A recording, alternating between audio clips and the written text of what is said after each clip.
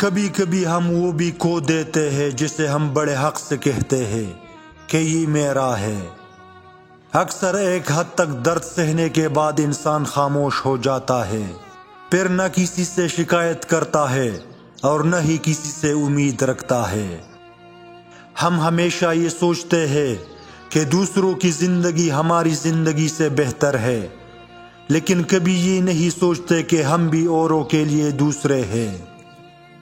رشتے تو ہمیں اسی روز مل جاتے ہیں جس دن ہم اس دنیا میں آتے ہیں، لیکن ان رشتوں میں محبت تب ہی ملتی ہے جس دن ہم اس دنیا سے چلے جاتے ہیں۔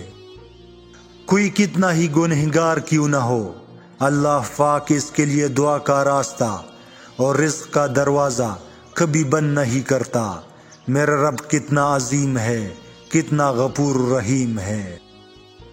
دعا کی قبولیت آواز کی بلندی سے زیادہ دل کی تڑپ کا تقاضا کرتی ہے، کیونکہ دعا صرف الفاظ کا مجموعہ نہیں بلکہ روح کی طلب اور کیفیت کا نام ہے۔ یا اللہ مجھے ہر اس چیز سے دور کر دے جو مجھے آپ سے دور کر رہی ہے، اور ہر اس چیز کے قریب کر دے جو مجھے آپ کے قریب کر رہی ہے۔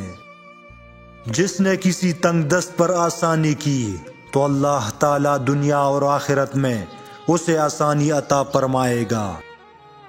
اگر تم زندگی کے راستے پر کانٹے چھوڑتے جاؤ گے تو تمہارے پیچھے آنے والی تمہاری نسلیں اسی راستے پر لہو لہان ہو جائیں گی۔ کسی کی غلطیوں کو بے نقاب نہ کرو، خدا بیٹا ہے تم حساب نہ کرو۔ رشتوں کے بازار میں آج کل وہ لوگ ہمیشہ ہی اکیلے پائے جاتے ہیں جو دل اور زبان کے سچے ہوتے ہیں۔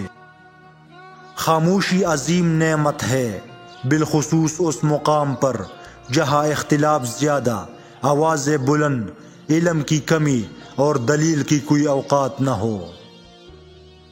لاپرواہ اور نظر انداز کرنے والے شخص کو سبق سکھانا چاہتے ہو تو یہ ٹرک آزماؤ۔ اگر نظر انداز کرنے والے شخص کو اس بات کا یقین ہوا ہے کہ آپ اس کے بغیر نہیں رہ سکتے تو اس کو اچانک اس بات کا یقین دلائے کہ آپ اب اس کے بغیر بھی رہ سکتے ہیں، یعنی خاموشی اختیار کر لیں، اپنے آپ کو لاپرواہ کر دیں۔